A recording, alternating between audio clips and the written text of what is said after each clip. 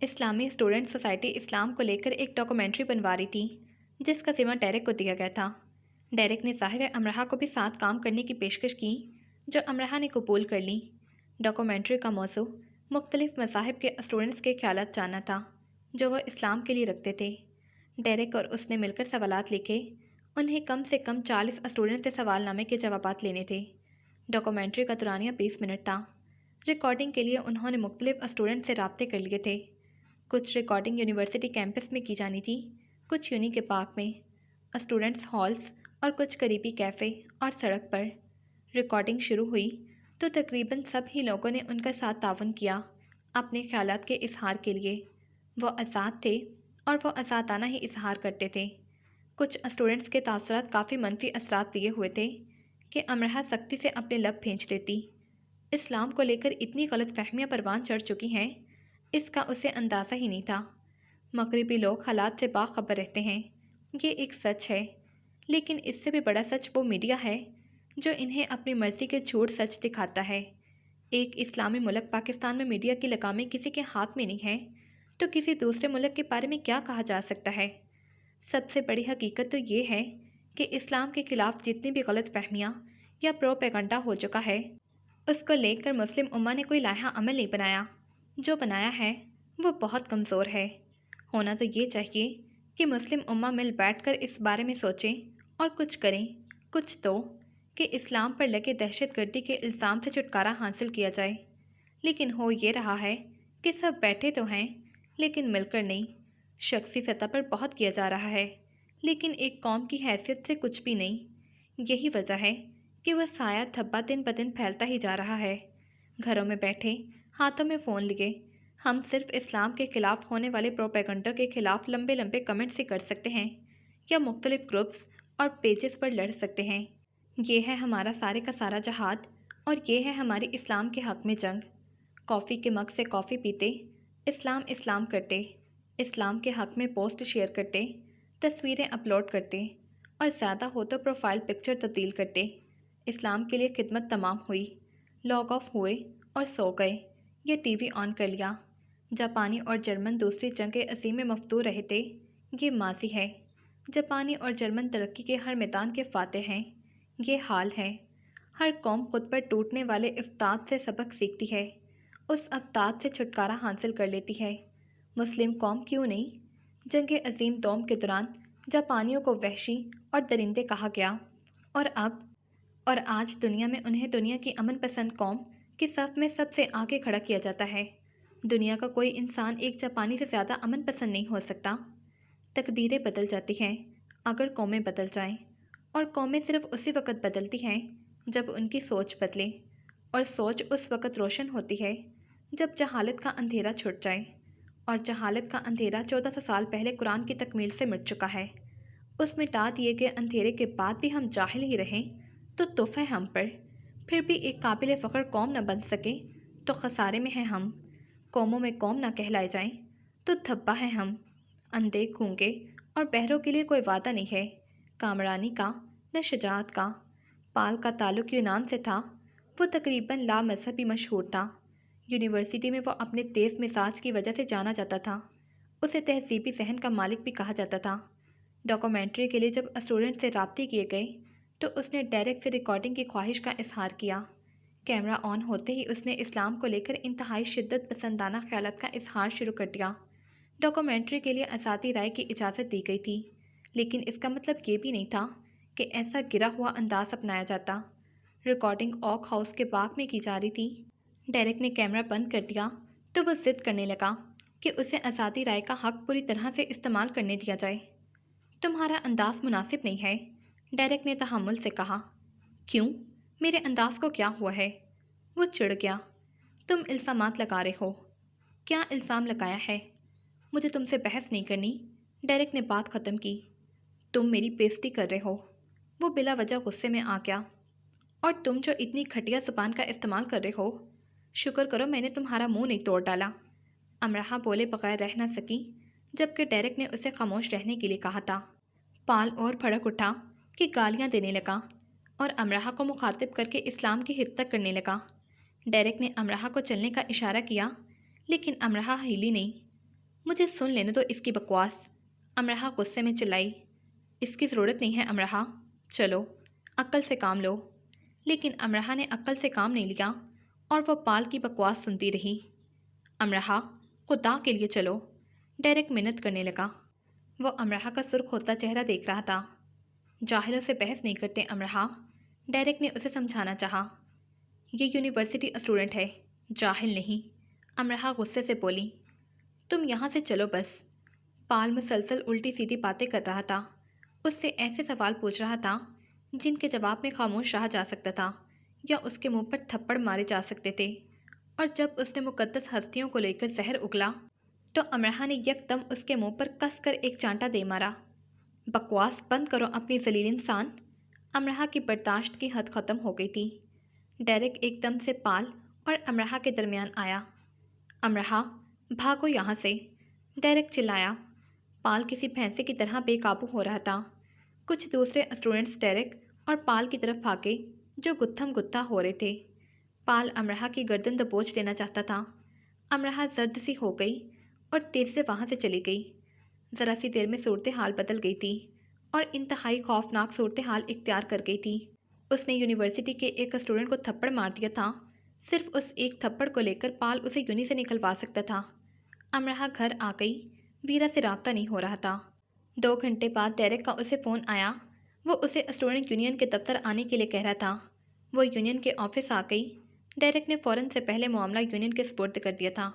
ساری صورتحال صرف ایک اسٹوڈنٹ کے خلاف جانے والی تھی، امرہا کے۔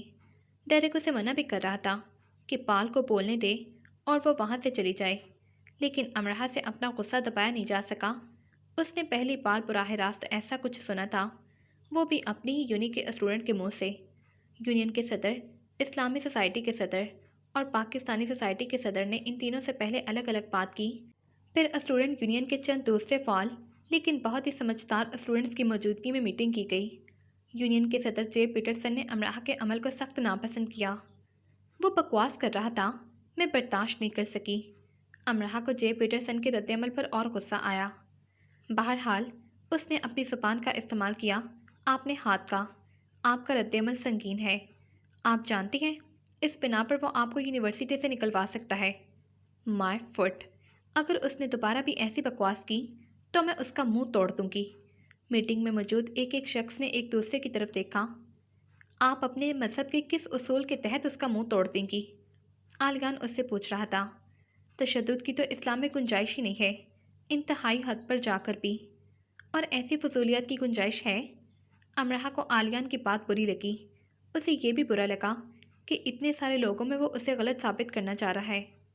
نہیں، ہم نہ پال کے رد عمل کے حامی ہیں نہ ہی آپ کے، جے پیٹرسن نے کہا۔ لیکن آپ سب صرف مجھے ہی غلط کہہ رہے ہیں۔ آپ غلط ہیں، عالیہ نے سنجیدگی سے کہا۔ امرہا اس کی شکل دیکھتی رہ گئی تو وہ اسے اس قدر ناپسند کرنے لگا تھا۔ غصے اور دکھ کے علاوہ نے اس پر ہلہ بول دیا۔ وہ جیسے عقل سے بیگانہ سی ہو گئی۔ یونین کی اس میٹنگ کے ارکان عیسائی ہیں یا یہودی یا لا مذہب؟ وہ کیسے میری حمایت کر سکتے ہیں؟ ایک مسلمان کو وہ کیسے ٹھیک کہہ سکتے ہیں؟ امرہا کا دماغ واقعی کام کرنے لگا تھا۔ عالیہ نے سختی سے اپنے لب بھینچ لیے۔ اس نے اتنی ناپسندیدگی سے امرہا کو دیکھا کہ اس نے آج تک شاید ہی کسی کو دیکھا ہوگا۔ یونین کے ارکان سمجھدار پڑھے لکھے انسان ہیں۔ آپ غلط سمجھ رہی ہیں۔ یہاں ہم سب مذہب سے بالاتر ہو کر بات کر رہے ہیں۔ ہم مسئلے کے حل کے لیے آپ کے پاس بیٹھے ہیں، آپ کو سمجھانے کے لیے۔ آپ کی غلطی ہے، آپ مان جائیں، پال سے مفاہمت کر لیں۔ ہرگز نہیں، آپ کو اس سے پہلے معذرت کرنی ہوگی۔ آپ کر لیں، وہ بھی کر لے گا، ورنہ اس معاملے کو ہم یونیورسٹی انتظامیہ تک جانے سے نہیں روک سکیں گے۔ جو ہوگا وہ میں دیکھ لوں گی، میں اس سے معذرت ہرگز نہیں کروں گی۔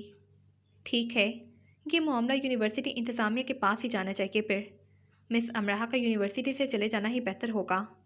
یہ عالیان کی کرخت آواز تھی جسے سن کر امرہا بلبلا سی اٹھی تھی۔ ہاں، وہ اس سے شدید نفرت ہی تو کرنے لگا ہے اب۔ میٹنگ بغیر کسی نتیجے کے برخاست ہو گئی۔ امرہا نے اسٹوڈنٹ یونین کے آفس سے باہر نکلتے عالیان کو جا لیا۔ تو تم مجھ سے اتنی نفرت کرنے لگے ہو کہ مجھے ایسے یونیورسٹی سے نکلوا دینا چاہتے ہو؟ میں تمہیں نکلوا رہا ہوں؟ تم نے جے پیٹرسن سے کہا کہ… ہاں، میں نے کہا، اور ٹھیک کہا، میرا یونیورسٹی سے نکل جانا بہتر ہے۔ وہ سن چکی تھی، پھر بھی تصدیق چاہتی۔ بالکل، اس نے تصدیق کر دی۔ امرہا جہاں کی تہاں کھڑی رہ گئی۔ اتنی نفرت اب اس سے۔ تم مسلمان ہوتے تو تمہارے دل پر چوٹ لگتی۔ صرف نام رکھ لینے سے اور چند کتابیں پڑھ لینے سے کوئی مسلمان نہیں بن جاتا۔ جس طرح کی بکواس اس نے کی تھی وہ قتل کیے جانے کے لائق تھا۔ عالیان کے رویے سے بھڑک کر امرہا نے اس پر گہری چوٹ کی۔ عالیان نے بہت صبر سے امرہا کو دیکھا، جیسے کسی جاہل کو علم کی نظر سے جانچا۔ ایسے کتنے قتل ہوئے تھے اس دور میں جس میں محمد صلی اللہ علیہ وآلہ وسلم پر پتھر برسائے گئے تھے؟ وہ سوال کر رہا تھا۔ امرہا اس کی شکل دیکھ رہی تھی۔ بتاؤ، جواب دو۔ جب ان کے جوتے خون سے بھر گئے تھے انہیں برا بھلا کہا جاتا رہا۔ جب وہ اپنی قوم کے پاس واپس آئے تو انہوں نے اپنی قوم کو کیا حکم دیا تھا؟ ملیا میٹ کر دو ان لوگوں کو جنہوں نے مجھے برا بھلا کہا، ان کی اینٹ سے اینٹ بجا دو۔ کیا ایسا کوئی حکم دیا تھا انہوں نے؟ غصے میں بھڑک جانے والوں میں سے ایک کے پاس اس کا جواب نہیں تھا۔ کیا اس عورت کے ہاتھ کاٹ دینے کا حکم دیا تھا جو ان پر گند پھینکا کرتی تھی؟ ایک اللہ کا پیغام پھیلانے والے کے سامنے جب مشرک جاہل اللہ کو برا بھلا کہتے اور مذاق اڑاتے تو کیا وہ غصے میں بھڑک کر ایک ایک کا منہ توڑ دیا کرتے تھے؟ جو اللہ کے نبی تھے، جو تم سے زیادہ اللہ کے قریب تھے، کیا وہ یہ کہا کرتے تھے؟ ساری دنیا میں اسلام کا تماشا تم جیسے بھڑک بھڑک جانے والے مسلمانوں نے بنایا ہے۔ تم مسلمان ہونا اسلام کو مانتی ہو، پھر غصے میں بھڑکنے کی وجہ؟ غصہ تو حرام ہے نا، ہر حال میں حرام۔ حرام کا مطلب حرام۔ کبھی حرام کو حلال ہوتے دیکھا ہے؟ کسی بھی صورت، کسی بھی ماحول میں؟ غصے میں برا بھلا کہنا، گرے پان پکڑ لینا، تشدد کرنا، یہ کون سا مذہب ہے جس کی تصویر اٹھا کر تم دنیا کو دکھا رہی ہو؟ تم نبی کے نام پر جان دینے کو تیار ہوگی، لینے کو بھی تیار ہوگی، لیکن اس نبی جیسی بننے پر تیار نہیں ہوگی۔ اسلام اینٹ کا جواب پتھر نہیں ہے مس امرہا، بالکل نہیں۔ اسلام اینٹ کا جواب برداشت ہے، تحمل ہے، صبر ہے، حکمت ہے، اور سب سے بڑھ کر خاموشی ہے۔ اسلام گالی کا جواب گالی نہیں ہے، اسلام گالی کا جواب درگزر ہے۔ کیا تم نے درگزر کو اپنایا؟ کس نبی نے کب درگزر سے کام نہیں لیا؟ کب کب خاموشی اختیار نہیں کی؟ نبیوں کے لیے سب سے زیادہ صبر، خاموشی، حکمت کے پیغامات اترے ہیں۔ نبیوں نے یہی درس اپنی امتوں کو دیے ہیں۔ تم کس نبی کو مانتی ہو؟ تم کس دین کی پیروکار ہو؟ تم میں برداشت نہیں، تمہیں صبر نہیں، تم کون ہو؟ کل پوری انسانیت وحشی پن پر اتر آئے تو بھی اسلام اس کی مخالفت کرتا ہے۔ اپنے برائے نام اسلام کو صرف خود تک رکھو۔ بھڑک کر اسے مار کر تم نے ثواب نہیں کمایا، تم اسے بولنے دیتی۔ کیا اس کے کہہ دینے سے وہ سچ ہو جائے گا؟ جو جھوٹ ہے، غلط ہے۔ تم جانتی ہو کہ یہاں کیا ہو سکتا تھا؟ بارود کے ڈھیر پر تم نے چنگاڑی پھینک تھی۔ پال کا حلقہ بہت بڑا ہے، وہ ایک سپورٹس پرسن ہے، یونی اسے سپورٹ کرتی ہے، اس کے کئی چاہنے والے ہیں۔ یہاں ان سب سپورٹرز کو ملا کر اس نے تمہارے خلاف یعنی مسلمانوں اور اسلام کے خلاف ایک محاذ کھڑا کر لینا تھا۔ عرب اور افریقہ کے مسلمان اسٹوڈنٹس ان معاملات میں بہت حساس ہیں، وہ بھی ایک محاذ بنا لیتے، ایک ایسی جگہ جہاں مسلمان بھی ہیں، عیسائی بھی، اور دیگر مذاہب کے اسٹوڈنٹس بھی۔ وہاں مذہبی آگ بھڑک اٹھتی۔ مانچسٹر یونیورسٹی دنیا کی امن پسند یونیورسٹیوں میں سے ایک ہے، لیکن پھر یہ امن پسند نہ رہتی۔ تمہاری ذرا سی غلطی کا نقصان کتنا بڑا ہوتا تم اندازہ بھی نہیں لگا سکتی۔ ایسی صورت میں تمہارا یہاں سے چلے جانا ہی ٹھیک ہے۔ تو کیا اس نے ٹھیک کیا؟ امرہا کی آواز رند گئی۔ اس نے غلط کیا، لیکن بہرحال زبان سے۔ مسلمان تم ہو، اچھے کی توقع تم سے تھی، اس سے نہیں۔ یونیورسٹی انتظامیہ اس معاملے کو دیکھے گی تو شاید وہ تم دونوں کو یونی سے نکال دے، کیونکہ تمہیں یونیورسٹی میں رکھنے کی صورت میں مذہبی گروپس بننے کا خطرہ موجود رہے گا، جبکہ یونیورسٹی کو ہر حال میں اپنے ماحول کو تعصب سے پاک رکھنا ہے۔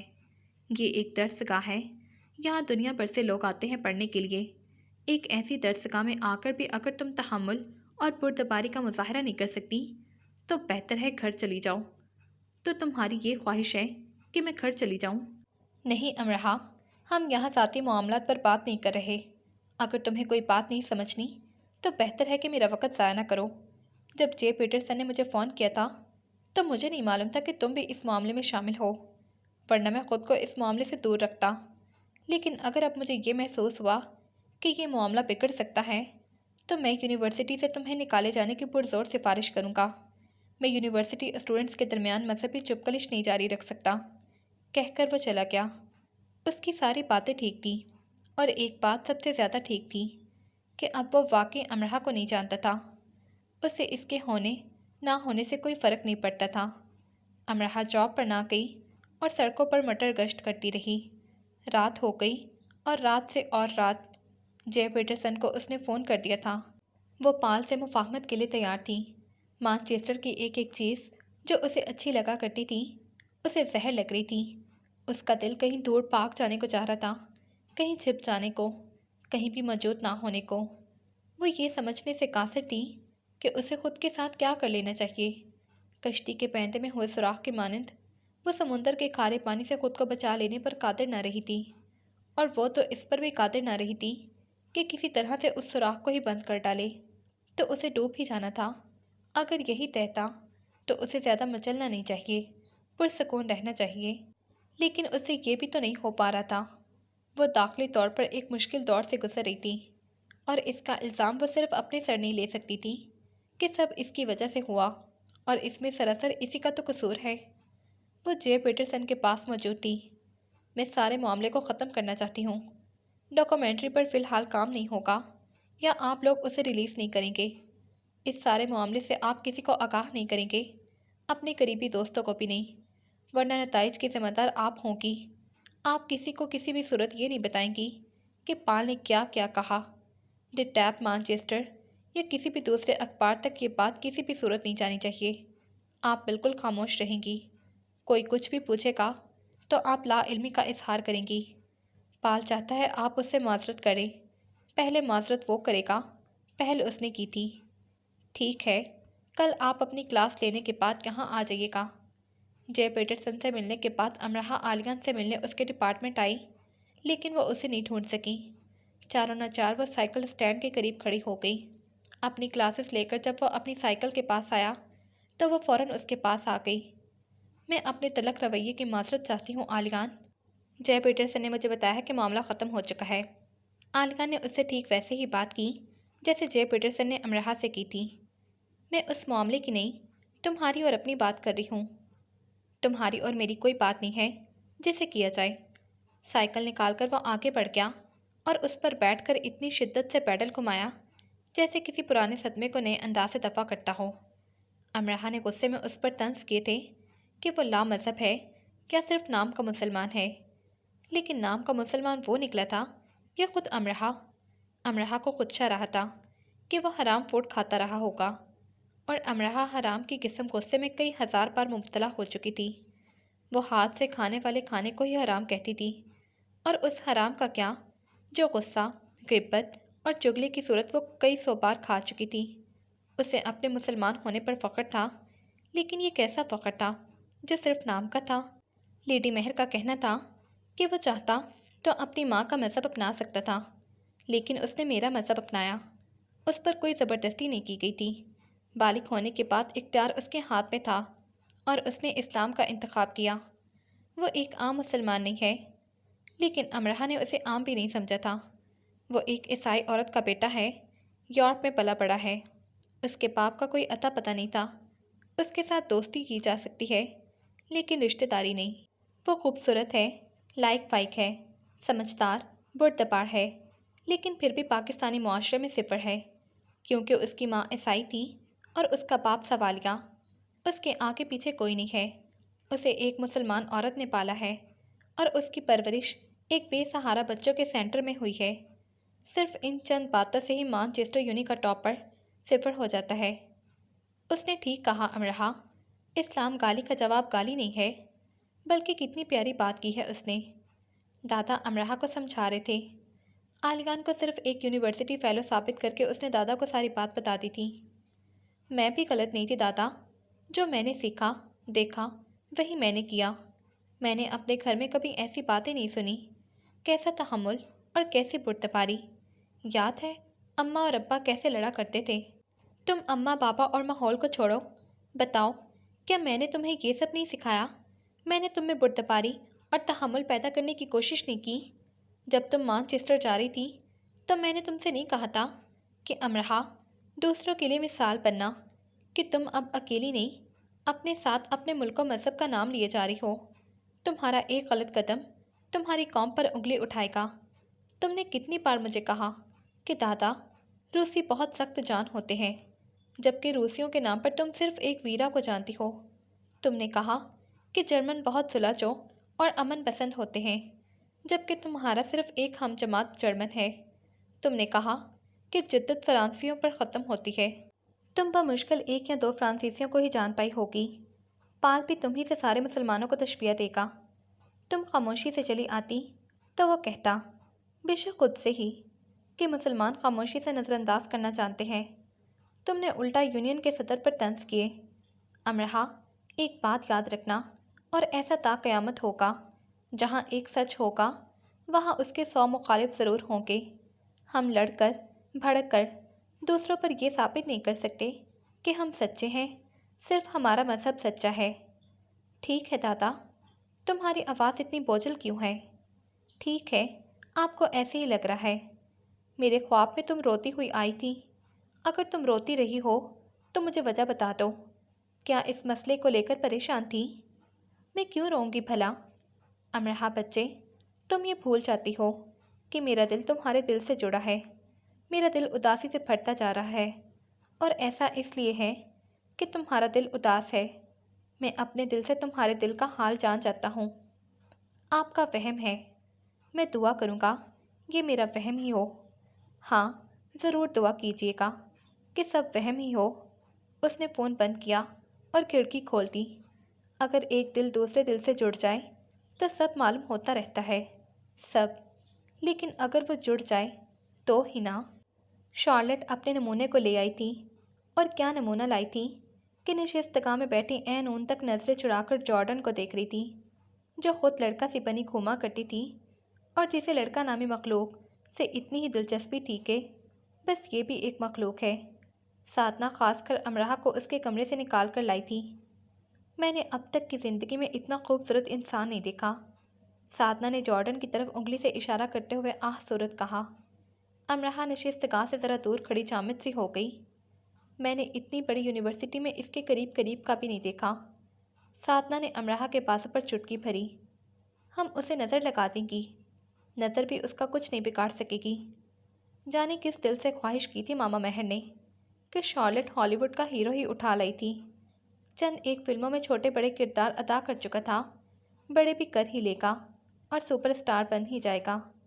ماما مہر کو سمجھ نہیں آ رہی تھی کہ اس گڈے کو کس شو کیس میں سجا کر اس شو کیس کا دنیا بھر کے سامنے افتتاح کریں، یا ایک بڑی سی نمائش رکھ لیں کہ دیکھو میرا داماد ہے کسی کے پاس ایسا۔ تمہیں کہاں ملا شارلٹ؟ ماما مہر نے سرگوشی کی۔ اینو نے کان خاص ان کے قریب کر لیے۔ اف، یہ سچ ہے، اسے بھی معلوم کرنا تھا کہ ایسے چنی منی سے ہاتھ لگائے کہیں ٹوٹ ہی نہ جائے جیسے گڈے کہاں پائے جاتے ہیں۔ ہارورڈ یونی سے ماما۔ جارڈن ایک شارٹ کورس کے لیے آیا تھا، کورس کیا اور چلا گیا، پھر کچھ مہینے بعد آیا اور مجھے یہ انگوٹھی پہنا دی۔ اس نے انگوٹھی والا ہاتھ آگے کیا۔ اگر نشستگاہ کی سب لائٹس بجھا دی جاتی تو انگوٹھی میں جڑا ہیرا بتاتا کہ اس کی قیمت کیا ہے۔ وہ اتنی روشنیوں میں بھی اپنی روشنی بکھیر رہا تھا۔ مجھے تو یقین نہیں آ رہا کہ اس نے تمہیں پسند کر لیا ہے۔ شارلٹ کا منہ اتر گیا۔ وہ بلا شبہ خوبصورت تھی، لیکن جارڈن جتنی بہرحال نہیں۔ لیکن ماؤں کو تو صرف اپنے ہی بچے پیارے لگتے ہیں نا۔ کتنی خوش قسمت ہوں میں شارلٹ۔ ماما مہر نے بچوں کی طرح دونوں ہاتھ تھوڑی تلے ٹکائے۔ امرہا نے ہنسی کی زیادتی کی وجہ سے منہ پھیر لیا۔ البتہ سادنا کو نشستگاہ سے جانا پڑا۔ کیا انداز تھا ماما مہر کا۔ فلمی ستارے آئیں گے؟ بولو، مجھے شادی کے انتظامات کرنے ہیں۔ اینجلینا جولی، بریڈ پٹ کے آنے کے کتنے فیصد امکانات ہیں؟ صرف خاندان کے لوگ ہوں گے یا قریبی دوست؟ اور میڈیا آئے گا؟ شارلٹ کی گلابی رنگت پیلی سے پڑ گئی۔ اس نے آنکھیں گھما کر جارڈن کی طرف دیکھا کہ وہ ان کی طرف متوجہ تو نہیں۔ بالکل نہیں ماما، جارڈن کو یہ سب پسند نہیں، لیکن مجھے پسند ہے یہ شارلٹ۔ تم جانتی ہو میری کتنی بڑی خواہش تھی کہ میرا کوئی بچہ ہالی ووڈ اسٹار بنے، لیکن کتنے برے ہو تم سب۔ سوائے آلیان کے کوئی آڈیشن دینے نہیں گیا، اور میری قسمت دیکھو، وہ آڈیشن میں ناکام ہو گیا۔ ویسے وہ ہر جگہ ٹاپ کرتا ہے۔ شارلٹ، میری مانو تو اب تو مجھے ایک بنا بنایا ہیرو مل گیا ہے، مجھے مت روکو۔ ٹھیک ہے ماما، چپکے سے بلوا لیجیے گا، شارلٹ نے کان کے قریب ہو کر کہا۔ تم جارڈن سے یہ بھی کہنا کہ وہ فلمی ستاروں کو شادی میں ضرور بلائے، خاص کر بریڈ پیٹ کو۔ ساتنا واپس آ کر بیٹھ چکی تھی اور اس آخری بات پر پھر باہر جانے کو تھی۔ آریان دن بہ دن صحت یاب ہو رہا تھا۔ ساتنا تو چڑیا کی چوں چوں پر بھی پیٹ پکڑ کر ہنستی تھی۔ اون البتہ جارڈن کو دیکھنے میں مصروف تھی۔ کیا آپ چاہتی ہیں میں یہاں سے اٹھ جاؤں؟ جارڈن نے بانسری سی میٹھی لے میں بہت مہذب انداز سے اینون سے پوچھا۔ اینون نے گھبرا کر نام میں سر ہلایا۔ برائے مہربانی اپنی نظریں مجھ پر سے اٹھا لیں یا خود کو، شکریہ۔ اینون خاموشی سے اس کی شکل دیکھنے لگی، یعنی اس نے جارڈن کے لب تو ہلتے دیکھے تھے پر آواز اس کے کانوں کے پردے سے اندر نہیں اتر سکی تھی۔ ساتنا کو منہ پر ہاتھ رکھ کر پھر سے باہر جانا پڑا، اور یوں بہار کی دلہن شارلٹ اور بہار کا گڈا جارڈن ماما مہر سے شادی کی اجازت لے گئے۔ رات بھر شارلٹ کی چمکتی ہوئی آنکھیں امرہا کی آنکھوں میں اندھیرا کرتی رہیں۔ شارلٹ کا بھی کوئی خاندان نہیں تھا، اس کی ذات پر ایک نہیں کئی سوالیہ نشان تھے، لیکن جارڈن اسے بیاہ کر لے جا رہا تھا۔ شارلٹ نے بتایا تھا کہ جارڈن کا خاندان کافی بڑا ہے اور وہ شارلٹ کو لے کر بالکل خوش نہیں ہے، اور انہوں نے صاف صاف اپنی ناپسندیدگی کا اظہار کر دیا ہے۔ لیکن جارڈن نے ان کی ناپسندیدگی کی پرواہ نہیں کی اور انہیں اپنے فیصلے سے آگاہ کر دیا۔ تو یہ ہوتی ہے محبت، بنا کسی سوال و جواب کے۔ ٹھیک ہے، محبت کا اندھا ہونا ضروری نہیں، لیکن محبت کا ہی اتنا بینا ہونا بھی ٹھیک نہیں کہ پہلے سوال نامے کو بھرو، پھر آگے بڑھو، جمع تفریق کرو، حاصل جمع نکالو، پھر اقرار انکار کرو، اور یہ بھول جاؤ کہ محبت ہی تو سب سے پہلے ذات و نسل کا فرق مٹاتی ہے، عرش و فرش کا، تخت و خاک کا، کم و زیادہ کا۔ محبت ہی تو سب برابر کر دیتی ہے، جز سے کل ہوتی ہے اور کل ہی رہ جاتی ہے۔ اگر ایسا نہ کرے تو وہ محبت نہیں رہتی۔ سوال و جواب نکالتے وہ رات گزر گئی۔ اگلی رات ویرا اسے سائیکل پر بٹھا کر لے گئی۔ وہ اسے آکسفورڈ روڈ کی طرف لیے جا رہی تھی۔ ہم کہاں جا رہے ہیں؟ یونی، ویرا کھڑی ہو کر سائیکل چلا رہی تھی۔ اس وقت آدھی رات کو امرہا مضبوطی سے سائیکل کو تھامے رہی۔ وہ بس گر جانے کو ہی تھی۔ اتنی بار ویرا کی رولر کوسٹر پر بیٹھ جانے کے باوجود ہر بار اسے یہی لگتا کہ یہ اس کا آخری سفر ہے اور اگلا سفر آخرت کی طرف ہوگا۔ ہاں، ضروری ہے۔ ویرا نے اور تیزی سے سائیکل چلائی۔ آکسفورڈ روڈ پر اس کی سائیکل رکی تو وہ حیران رہ گئی۔ وہاں کم سے کم 15 اسٹوڈنٹس اور موجود تھے۔ ویرا نے ہینڈی کیم امرہا کے ہاتھ میں پکڑایا۔ مجھے ٹھیک سے شوٹ کرنا۔ کیا کرنے جا رہی ہو تم؟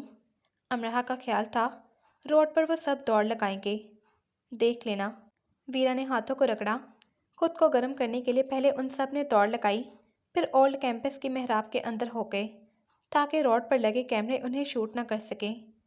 ہمارے پاس زیادہ سے زیادہ 10 منٹ ہے۔ پولیس آنے کی صورت میں کوئی کسی کا ذمہ دار نہیں ہوگا۔ ایک لڑکے نے، جس نے اونچی اٹھان والی ٹوپی پہن رکھی تھی، ہاتھ میں پکڑی تھاتی پلیٹ کو چمچ سے بچا کر کہا۔ امرہا نے پولیس کے نام پر خوف سے ویرا کو دیکھا۔ ویرا، یہاں کیا ہونے جا رہا ہے؟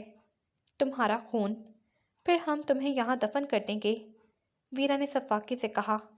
ٹن ٹن ٹن دھاتی پلیٹ پر چمچ بچا۔ ان بیچاروں کے پاس صرف 10 منٹ تھے نا۔ زبان کے نیچے 2 انگلیاں دے کر سیٹی بجائی اور محراب کے سامنے پوزیشن لیے کھڑے کمانڈوز یونیورسٹی آرک پر ٹوٹ پڑے اسے سر کرنے کے لیے۔ امرہا کو نہیں معلوم تھا کہ یونی کو سر کرنے کا ایک طریقہ یہ بھی ہے۔ اسے گمان سا ہوا کہ ذرا دور ایک کیمرہ چھپا ہوا ہے جس کے پیچھے جیمز کیمرون کھڑا اپنی نئی آنے والی فلم کے لیے ریکارڈنگ کر رہا ہے۔ امرہا نے سر کو جھٹکا سا دیا۔ کیا وہ پاگل خانے سے بھاگے پاگلوں کے درمیان تھی؟ نہیں، وہ مانچسٹر یونیورسٹی کے ان اسٹوڈنٹس کے کرتب دیکھ رہی تھی جنہوں نے خفیہ سوسائٹی بنا رکھی تھی، جن میں شامل اسٹوڈنٹس ایکس مین، اسپائڈر مین اور جمپر بننے کے مواقع تلاش کرتے رہتے تھے۔ یعنی وہ افواہ درست تھیں کہ چند اسٹوڈنٹس نے کئی 100 فٹ اونچی آمنے سامنے کی 2 عمارتوں کی چھتوں پر رسہ تان کر ان پر چہل قدمی کی۔ وہ چہل قدمی کرنے والے کون ہوں گے؟ انہی میں سے کوئی نہ، ان 4 لڑکیوں اور 10 لڑکوں میں سے کوئی۔ ویرا 6 فٹی چھپکلی، آرک پر یہ چا وہ چا، جیسے یہ اس کا خاندانی پیشہ ہو، دیواروں پر رینگنا، चढ़ाइयाँ चढ़ना, बस सब सर कर लेना। और जैसा कि अमरहा सोच रही थी कि वो अब गिरे कि तब तो उनमें से कोई एक भी नहीं गिरा था। अलबत्ता उनके वो गुब्बारे जो उन्होंने मुंह में ले रखे थे और जिनमें पानी भरा था वो फटते गए, और जिस जिसका गुब्बारा फटता गया वो खेल से बाहर होता गया और आग से नीचे कूदता गया। जैसे पहाड़ पर दरख्त पर चढ़ाई की जाती है, ऐसे ही वो ऊपर से ऊपर जा रहे थे। असल कोहे पे माँ और बिन मानस भी उनके साथ आकर मुकाबला करते तो हार जाते। ये हकीकत है। आंखों देखी 14 में से 6 अपने गुब्बारों समेत यूनी आर्क तक पहुंचने में कामयाब हो गए।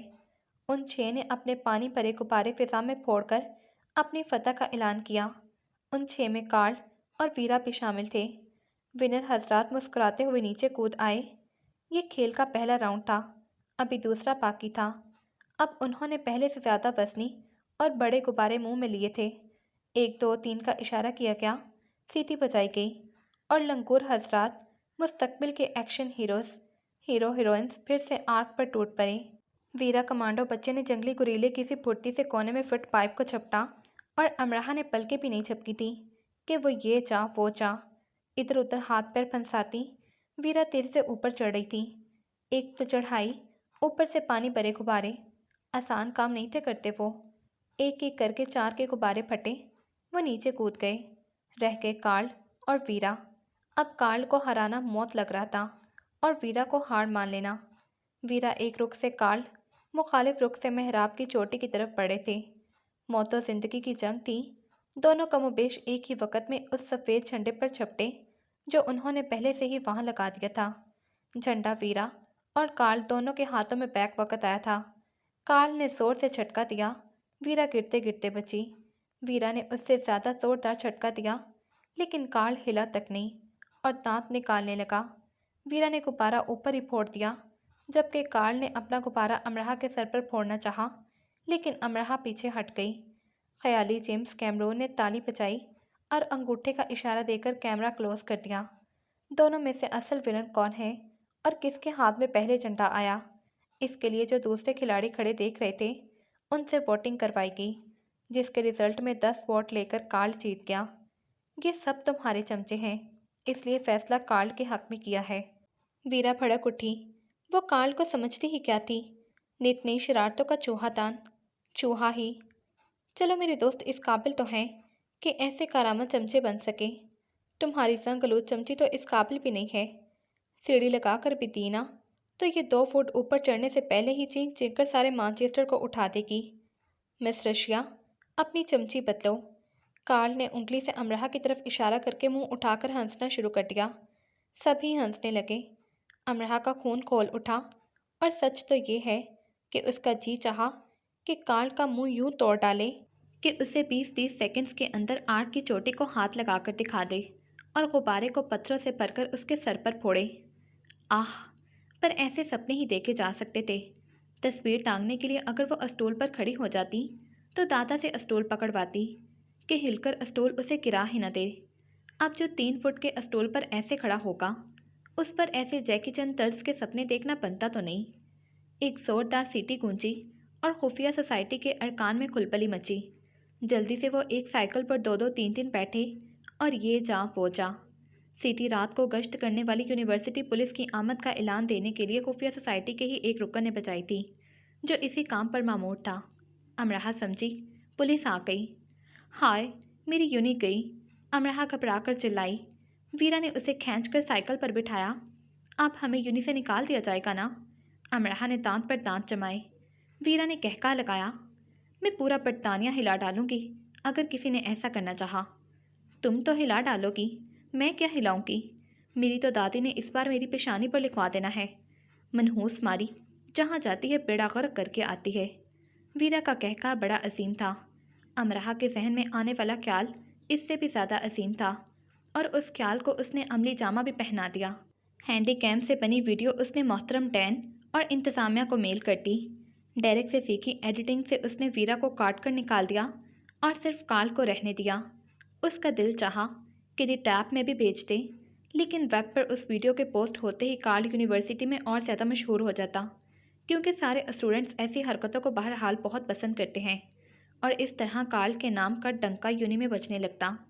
ویڈیو بھیج دی گئی، کتابوں اور جوتوں والا حساب برابر ہو گیا۔ امرحہ رات کو سکون سے سوئی، اتنے سکون سے کہ 1 گھنٹے کے اندر اندر ہی وہ خوفناک چینک مار کر اٹھ بیٹھی۔ کارل اس کے بستر پر سانپوں سے بھرا باکس انڈیل رہا تھا۔ اف، یہ میں نے کیا کر دیا؟ امرحہ نے اپنا پسینہ صاف کیا۔ کاش ڈین کا آئی ڈی ہیک ہو جائے، یا ڈین ہی۔ امرحہ نے سونے کی کوشش کی اور اگلی بار گلا گھوٹے جانے سے اٹھ کر بیٹھ گئی اور گہرے گہرے سانس لینے لگی۔ اب وہ کیسے مرنا پسند کرے گی؟ اس کا فیصلہ کسی اور کو کرنا تھا۔ آپ جانتے ہیں کون؟ جی وہی۔ کارل کو انتظامیہ نے حاضر کر لیا۔ 2 گھنٹے تک میٹنگ ہوتی رہی۔ اگلی میٹنگ میں ویرا کو بھی شامل کیا گیا۔ کارل ڈوب رہا تھا تو ویرا کو بھی لے کر کیوں نہ ڈوبتا؟ باقی کے کھلاڑیوں کو البتہ اس نے بچا لیا تھا۔ کارل نے اپنے دوست کی بنائی ویڈیو انتظامیہ کے آگے حاضر کر دی۔ فیصلہ: 3 دن کے لیے یونیورسٹی سے باہر، نو لیکچر، نو کلاس، 7 وارننگ مطلب عام وارننگ نہیں، مطلب اگلی بار کسی بھی قسم کی شکایت پر سیدھا یونیورسٹی سے باہر۔ یونیورسٹی انتظامیہ ان معاملات میں کافی سخت ہوتی ہے، لیکن ہر بار وہ اس بات کا خیال ضرور رکھتے ہیں کہ ان کے فیصلے سے یونیورسٹی کی ساکھ متاثر نہ ہو۔ اگر ایسے ہی اسٹوڈنٹس باہر نکالے جاتے رہے تو انگلیاں یونیورسٹی پر ہی اٹھیں گی۔ ویرا نے امرحہ سے بات چیت ہی بند کر دی۔ امرحہ نے اسے منانا چاہا لیکن ناکام رہی۔ ویرا کے گھر ڈین کا فون گیا تھا اور آفیشیل وارننگ لیٹر بھی، تفصیلات اور ویڈیو کے ساتھ۔ کوئی کم بات تھی؟ وہ ٹام کروز بنی اپنے ہنر دکھاتی رہی اور انتظامیہ نے اس کی بے عزتی کر دی۔ اصل بے عزتی اس کے فادر نے اس کی۔ انہوں نے کہا وہ 100 بار ایسی عمارتیں پھلانکے لیکن قانون کو ہاتھ میں نہ لے۔ تم نے روس کی ناک کٹوا دی، تم نے کیا کیا؟ وہ بار بار یہی کہتے جاتے۔ پورے مانچسٹر میں تمہیں یونیورسٹی کی آنکھ ہی ملی تھی سر کرنے کے لیے۔ آس پاس دیکھنا تھا، کوئی 1 آدھ پہاڑ مل ہی جاتا۔ وہ اتنی زور زور سے چلا رہے تھے کہ آواز ویرا کے بند کمرے سے باہر تک آ رہی تھی۔ امرحہ اور سادھنا دم سادے سنتی رہی۔ ویرا سوں سوں کرتی رہی۔ تو ویرا بھی روتی ہے؟ امرحہ کو نہ جانے کیوں حیرت سی ہوئی۔ مجھے معاف کر دو ویرا۔ بند دروازے کے پاس اس کی سون سو سننے کے بعد امرحہ نے ہمت کی اندر جانے کی۔ تم مجھ سے نفرت کرتی ہو؟ ویرا نے سنجیدگی سے پوچھا۔ اگر ہم کسی کو اپنی محبت کا یقین نہ دلا سکیں تو اس کا مطلب یہ تو نہیں کہ ہم اس سے نفرت کرتے ہیں۔ میں نے اپنی اور تمہاری گفتگو کارل کو سنائی، تم نے اس کا بدلہ لیا؟ خدا گواہ ہے کہ نہیں، مجھے صرف کارل کو سبق سکھانا تھا۔ امرحہ نے بڑا دل لگا کر شدت سے سچ بولا۔ ویرا کئی لحظے اسے دیکھتی رہی۔ تم بہت معصوم ہو امرحہ، بہت زیادہ، ویرا نے مسکرا کر کہا۔ امرحہ کے دانت نکل آئے۔ کیا واقعی؟ ہاں، اور تم بے وقوفوں کی ملکہ معظمہ بھی ہو۔ تم کسی کو بھی لے ڈوب سکتی ہو، کسی کا بھی سر قلم کروا سکتی ہو۔ ویرا نے چلا کر دونوں لمبے لمبے بازوں کو ہوا میں لہرا کر کہا۔ امرحہ بت سی بن گئی، اب نہ پوچھ سکی۔ کیا واقعی؟ ویرا نے اس کی 12 بجے والی شکل دیکھی۔ امرحہ نے اس کی میں تمہیں کھا جاؤں گی والی شکل پر غور کیا، اور دونوں کے جبڑوں سے یکدم پھر پھر کہکوں کے کبوتر نکلے۔ یہ تم دونوں میں کیا کھچڑی پک رہی ہے آج کل؟ صبح ناشتے کی میز پر لیڈی مہر پوچھ رہی تھی۔ امرحہ نے نام میں صرف سر ہلایا جبکہ ویرا نے منہ پھلا لیا۔ لیڈی مہر نے اینون کی طرف دیکھا۔ اینون آج کل لیڈی مہر کی کارندہ خاص بنی ہوئی تھی اور اس کارندہ خاص نے چاپی کی گڑیا کی طرح سب سنا دیا، سب۔ لیڈی مہر کتنی ہی دیر ویرا کو دیکھتی رہی۔ یہ تو مجھے معلوم تھا کہ تم میں بہت کچھ خاص ہے، لیکن اتنا زیادہ خاص ہے مجھے اندازہ نہیں تھا۔ اور امرحہ تمہیں یہاں آ کر پڑ لگے ہیں یا تم پر اپنے سامان میں چھپا کر لائی تھی جو تم نے یہاں آ کر لگا لیے؟ دونوں کھی کرنے لگی۔ زمین پر گھومو پھرو، جو جی میں آئے کرو، کبھی قانون نہ توڑو۔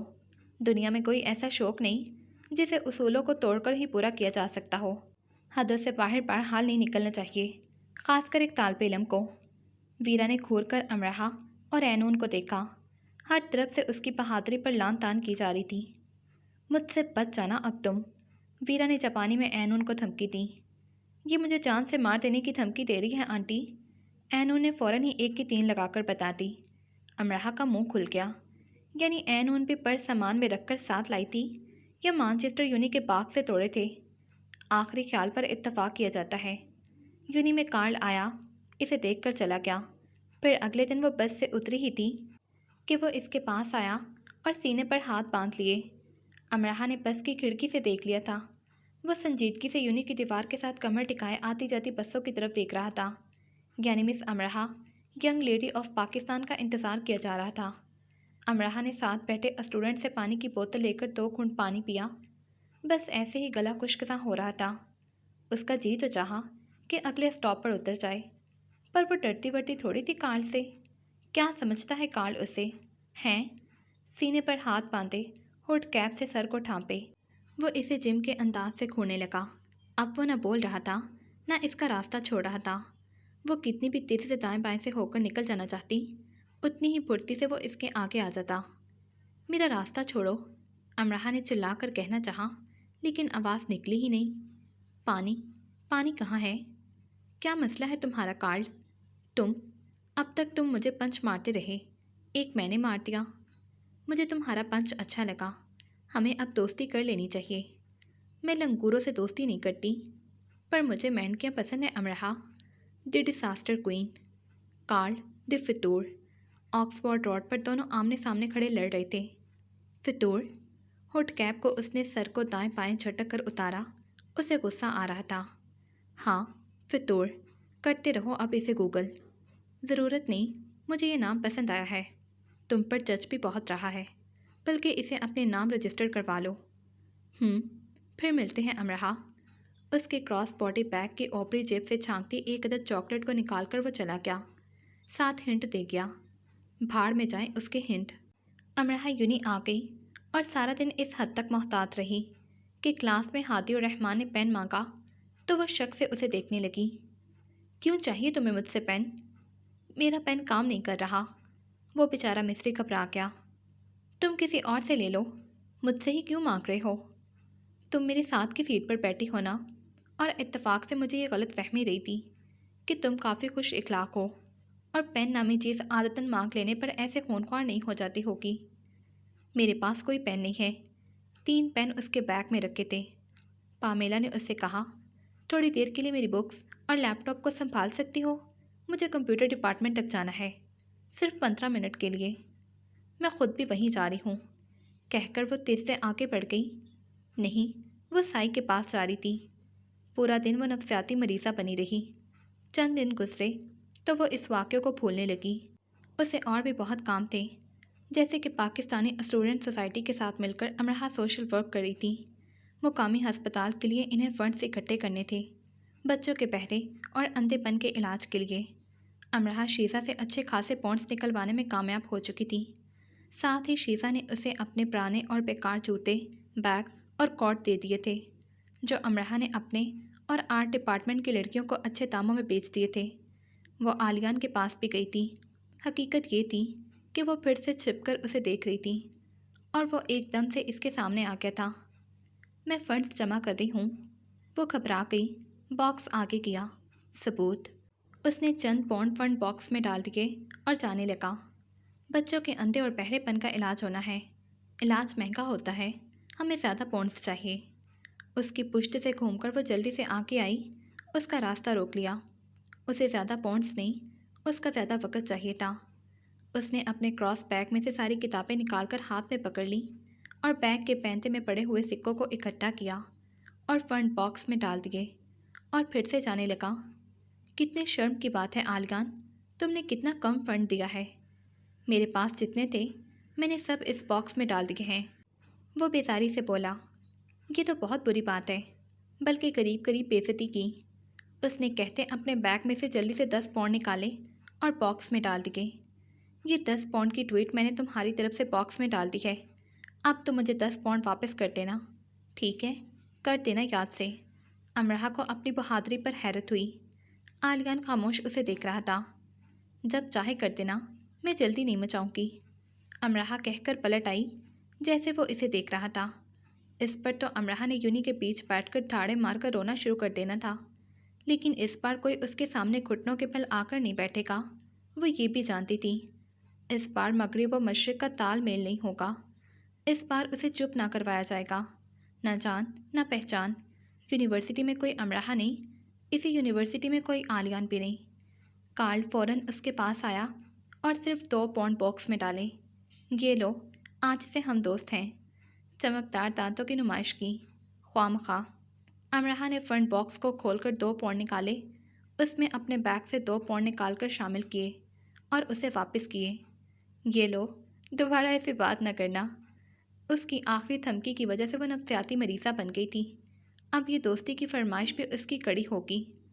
کارل نے اپنی آنکھیں چندھیالی۔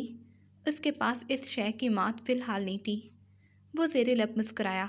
جب وہ ایسے مسکراتا تھا تو مطلب اس کا یہ ہوتا کہ مجھے اچھا لگا، بہت اچھا لگا، میں نے انجوائے کیا۔ ویسے وہ یونی کا ایک ایک لمحہ ہی انجوائے کر رہا تھا۔ وہ ہر کھیل کا بادشاہ تھا۔ اس کے سر پر فتح کا تاج سجتا تھا۔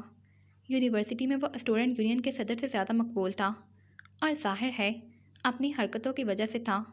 اب یونی میں موجود کمپیوٹر کو ایک اسٹوڈنٹ استعمال کر کے اٹھتا ہے تو فوراً اس پر کارل بیٹھ جاتا ہے۔ اپنے موبائل کو اس کمپیوٹر سے جوڑ کر ننھا منا سا لیکن خطرناک ہیکنگ سافٹ ویئر عارضی طور پر انسٹال کرتا ہے۔ اس کمپیوٹر پر استعمال ہوئے تازہ آئی ٹی کے پاس ورڈز کو توڑتا ہے اور بس۔ نہیں، وہ بلیک میل نہیں کرتا، ہرگز نہیں۔ وہ آئی ٹی اور پاس ورڈ کا غلط استعمال بھی نہیں کرتا۔ بس وہ تھوڑا بہت ڈیٹا، کچھ تصویریں، کچھ پیغامات، کچھ چیٹ موبائل میں محفوظ کر لیتا ہے، اور پھر اسے دی برنٹ ورڈ کے کسی مہنگے ریسٹورانٹ میں لنچ ڈنر کروا دیا جاتا ہے، سنیما کی ٹکٹ دے دی جاتی ہے، کھانے پینے کی دوسری اشیاء اس کی وارڈروب میں بھر دی جاتی ہے، اور اسی وارڈروب میں چند اور نئی شرٹس آ جاتی ہیں، نئے شوز بھی، اور اسے اپنی نئی کار استعمال کے لیے دی جاتی ہے، جنہیں وہ دنوں واپس نہ کرتا جب تک مانچسٹر کی ایک ایک سڑک کی سیر نہ کر لیتا۔ بس یہی سب چھوٹا بڑا، وہ بھی سب اپنی خوشی سے کرتے ہیں، وہ مجبور نہیں کرتا۔ اسٹوڈنٹس کے گھروں میں پرینک کالز کرنا بھی اس کا مشغلہ ہے، لیکن اس مشغلے کا استعمال وہ اس وقت کرتا جب وہ انسانوں سے بور ہو چکا ہوتا۔ وہ اسٹوڈنٹس کے بارے میں انتہائی سنجیدگی سے مختلف کہانیاں کھڑ کر ان کے گھر والوں کو سناتا، اور اگلے دن وہ بیچارے ہال میں بھاگے آتے کہ آخر سلویا کیوں خودکشی کرنے جا رہی تھی؟ صرف سامنے کے 2 دانت ٹوٹ جانے پر خودکشی؟ کیا یہ پاگل پن نہیں؟ اور شیلے راتوں کو اٹھ اٹھ کر الو کی آوازیں کیوں نکالتا ہے، وہ بھی کھڑکی سے آدھا دھڑ باہر نکال کر؟ کیا وہ الو کی طرح اڑنے کی کوشش بھی کرتا ہے؟ اوہ گوش! اور یہ کرسٹی کو بلیوں سے اتنی الرجی کیوں ہونے لگی ہے کہ اس نے 3 بلیوں کا قتل کر دیا اور انہیں اپنے بیڈ کے نیچے دفنا دیا، اور جس دن اسے قتل کرنے کے لیے کوئی بلی نہیں ملتی، وہ بلی کی صورت والی اپنی ہال میٹ لڑکیوں پر حملہ کر دیتی ہے۔ ڈھس ڈھس، کرسٹی قاتلہ بننے جا رہی ہے۔ اور روفی، وہ کیا کرنا چاہتا ہے آخر؟ وہ اپنے کیمسٹری کے پروفیسر کو دیکھتے ہی پاگلوں کی طرح کیوں چلانے لگتا ہے؟ اور ہال کی آخری منزل کی چھت پر آدھی رات کو چڑھ کر وہ کسے آوازیں دیتا ہے؟ کیا اس کا کہنا ہے کہ مارلن منٹرو اس سے ملنے آتی ہے؟ آہ میرا روفی، وہ تو بہت لائق تھا۔ ہال میں والدین اپنے پاگل دیوانے بیمار ذہن بچوں سے مل جاتے اور بچے سوچ سوچ کر پاگل ہو جاتے کہ آخر یہ کون ہے جو ان کے گھر راتوں کو فون کرتا ہے، اور والدین یہ سوچتے ہیں کہ بچے ان سے کچھ نہ کچھ تو چھپا رہے ہیں، لیکن کیوں؟ اس کی کیا وجہ ہے؟ وجہ کارل تھی، اور کافی بڑی وجہ تھی۔ امرحا کافی آگے جا چکی تھی۔ کارل سے مکالمے میں اسے کوئی دلچسپی نہیں تھی۔ کارل بھاگ کر اس کے سامنے آیا۔ ٹھیک ہے، نہیں کرتا دوستی کی بات، ویسے میں بہت اچھا انسان ہوں، مجھے تم جیسے انسانوں سے دور رہنا چاہیے۔ میں پاکستان کو بہت پسند کرتا ہوں، کاش وہ میرا ملک ہوتا، خاص کر لاہور پر تو میں فدا ہوں۔ اس نے دل پر ہاتھ رکھ کر کہا، مجھے تشویش ہو رہی ہے پاکستان کی قسمت کو لے کر، خاص کر لاہور کو لے کر۔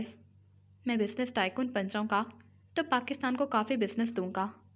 اف، اتنے برے حالات کبھی نہیں آئیں گے میرے ملک پر، کیونکہ جتنے برے آنے تھے وہ تو تمہاری پیدائش سے آ چکے ہوں گے نا۔ پوری جان سے کہکا لگاتا وہ چلا گیا۔ امرحا تو سناٹے میں ہی آ گئی۔ اسے بہت بری لگی تھی اس کی آخری بات، حقیقت میں اب تک کی جانے والی ساری باتوں اور حرکتوں میں سب سے زیادہ بری بات۔ وہ کون تھا اس کے ماضی کے بارے میں ایسی خطرناک بات کرنے والا؟ جس طرح کا کارل تھا اور جو بات وہ کر گیا تھا، امرحا کو یقین سا ہو گیا کہ وہ اس کی پیدائشی تاریخ جان چکا ہے۔ ہاں، ایسا ہو گیا ہے، وہ کسی نہ کسی طرح سے اس کا ماضی بھی جان چکا ہے۔ اب وہ یونی میں ان باتوں کا اشتہار لگاتا پھرے گا نا۔ وہ جان گیا کہ ڈین کو ویڈیو بیچنے کا مارکا مارنے والی پاکستان میں کس حیثیت کی مالک رہی ہے؟ امرحا نے اپنا فون اپنا بیگ چیک کیا کہ ضرور اس نے ان میں سے کوئی چپ لگا دی ہوگی یا ویرا سے لگوا دی ہوگی۔ بعد میں ویرا جینیفر لارنس طرز کی صورت پر بمشکل معصومیت طاری کر کے کہتی کہ مجھے کیا پتہ تھا وہ تمہاری نحوست کے بارے میں جان جائے گا۔ وہ اور دادا اکثر ماضی کے بارے میں بات کرتے رہتے تھے۔ وہ اپنے فون کو MSC کرنے والے مارک کے پاس لے گئی۔ اس سے اس کی اچھی ہائی ہیلو تھی۔ مارک، اسے چیک کر دو، اس میں کوئی ایسا سسٹم تو فکس نہیں جس سے کوئی اور میری باتیں سن سکے۔ تم مذاق کر رہی ہو؟ فون اس نے ہاتھ میں لے لیا اور سیدھا ان باکس میں پہنچا، کیونکہ یہ ایک یونیورسل عادت بن چکی ہے۔ فون کسی کا بھی ہو، جانا سیدھا ان باکس میں ہوتا ہے۔ میرے پیغامات پڑھنے بند کرو، میں سنجیدہ ہوں۔ اس میں کوئی ایسی چپ لگی ہے نا کہ کوئی میری ساری گفتگو سنتا رہے؟ مارک سنجیدگی سے فون چیک کرنے لگا، پھر سر اٹھا کر اسے دیکھا۔ ہاں، تمہارا شک ٹھیک ہے، اس میں ایک سسٹم فکس ہے۔ اوہ، امرحا کا گلابی سفید رنگ سیاہ پڑ گیا۔ تم اس بٹن کو دباؤ گی تو ساری یونیورسٹی دھماکے سے اڑ جائے گی، اور اس بٹن کو دباؤ گی تو پورا مانچسٹر غائب ہو جائے گا، اور اس تیسرے بٹن کو دبانے سے تم خود غائب ہو جاؤ گی۔ تم لوگوں کو نظر آنا بند ہو جاؤ گی۔ میرا خیال ہے تم اس تیسرے بٹن کا استعمال کرو۔ فون اس کے آگے کر کے وہ اسے ایک ایک بٹن کے بارے میں سنجیدگی سے بتانے لگا، بے حد سنجیدگی سے۔ پھر فلک شگاف کہا لگایا، کیا تمہارے پیچھے اسکاٹ لینڈ یارڈ کی پولیس لگی ہے امرحا؟ ہنسنے سے فارغ ہو کر اس نے پوچھا۔ سب ایک سے بڑھ کر ایک تھے۔ اسکاٹ لینڈ یارڈ کی پولیس بہتر تھی کارل سے۔ اسے کارل ناپسند تھا، جبکہ وہ تو اتنا پیارا تھا، ہر فن مولا سا، سوچتا، کرتا اور ہو جاتا۔ آخر کتنے ہیں دنیا میں ایسے لوگ؟ جب کبھی وہ دیوار کے ساتھ کمر ٹکائے، ایک ٹانگ کو کھڑا دوسرے کو ترچھا دیوار پر جمائے، دونوں ہاتھوں کو جیب میں رکھے کھڑا ہوتا تو اس کی آرتی اتارنے کو دل چاہتا۔